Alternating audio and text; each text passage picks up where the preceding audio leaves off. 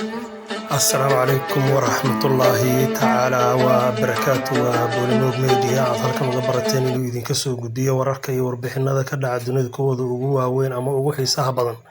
Haddaba waxaanu ku bilaabeynaa dalka Mareykanka musharaxa u tartamaya jagada madaxweynenimada ee dalkaasi ee ka tirsan xisbiga dimuqraadiga Joe Biden ayaa waxa uu mar uu booqday isbitaal ku yaala New York waxa uu yiri maanan xiran maaskarada wajiga lagu xirto sidaasay tahay isbitaal ayaan ku booqday bukaanno qaba cudurka COVID-19 markii aan isbitaalka ka soo laabtayna waa lay baaray test ayaan maray waana layga waayay ayuu yiri COVID-19 sidaa darteed ayaa waxaan u soo jeedinayaa shacabka inaan loo baahnayn ayuu yiri xirashada maaskarada wajiga lagu xirto taasoo ka dhigan tahay inuusan aqbalin Mike Biden cabashada ah dadka inay xirtaan maaskarada. waxaan kaloo idiin haynaa waxaa magaalada New York iyo Virginia iyo Philadelphia dul hayaabayay diyaaradaha loo yaqaan Blue Angels kuwaasoo ah diyaaradaha ciidamada cirka Mareykanka ee leeyihiin iyagoo loogu talagalay inay dhiirigelin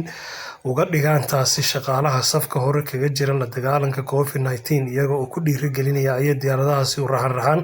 loogu arkay hawada magaalooyinkaasi. magaalada Moscow bartankeedana waxaa laga taagay taalo aad u qurux badan oo Ruushku ugu talagalay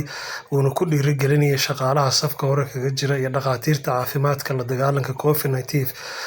COVID-19 ama coronavirus taaladaasoo lagu sharxay loof iyo waxyaabo kale. waxaan kaloo idiin haynaa daawadayaal dalka Turkiga waxa uu dardar geliyay isbitaal labaad oo uu rabo inuu ka dhiso duleedka isla magaalada Istanbul kaasoo loogu talagalay in lagaga hortago amaba la seexiyo dadka COVID-19 uu soo rito. Turkiga ayaa waxa uu hore u furay isbitaalkan ka caalamisan oo yaala in ka badan 3,000 oo sariirood iyo 5,000 oo ventilator. waxaan kaloo idiin haynaa daawadayaal dalka Hindiya waxaa ka socota takoorid lagu hayo dadka muslimiinta ee halkaasi ku nool iyadoo ay Hinduusku soo rogeen arrin ah in dadka muslimiinta xataa aan khudaarta laga gadan iyagoo oo yiri wax ay faafiyaan coronaviruska. haddaba daawayaal waxaa arrintaa aad uga carooday dadka muslimiinta oo dalalka khaliijka ama gacanka oo dhan ama guud ahaan dunida islaamka haweeneyda la yiraahdo Sheikh Hinda Faisal Al Qasimi oo kasoo jeeda mandaqada Sharjah oo ah qoyskii Al Nahyan oo ah haweeney ganacsata ayaa waxa ay barteeda Twitterka ku soo qortay Hindida waxa ay u yimaadaan dalkan ama gacanka oo dhan inay kasoo doontaan rootigooda mana aqbaleen inay caayaan ayay tiri dadka islaamka waana laga masaafirin doonaa halkaas. waxaan kaloo idiin haynaa daawadayaal team isugu jira dhaqaatiir iyo technician ayaa jeynuhu waxa uu u diray dalka Kuwait. jeynaha ayaa waxa uu ahaa dalka kaliya ee sida isdaba jooga ah tan iyo xilliga uu dilaacay cudurkan COVID-19 uu dunida ku faafay waxa uu noqday wadanka kaliya ee u diray dhammaan dunida agab caafimaad iyo dhaqaatiir. Kuwait oo ah dalalka uu jeynaha aadka xiriirka dhow u leeyahay ayaa waxa uu soo diray diyaarad dhan oo sida qalabka caafimaadka iyo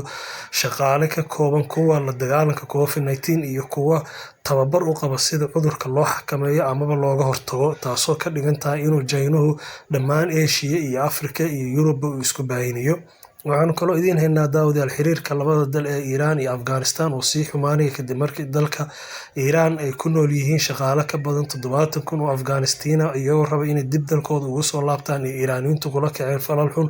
iyagoo qaybtooda webiga ku daadiyay. waa Bolimoog Media tan iyo kulanti daawadayaal. assalaamu calaykum waraxmatullahi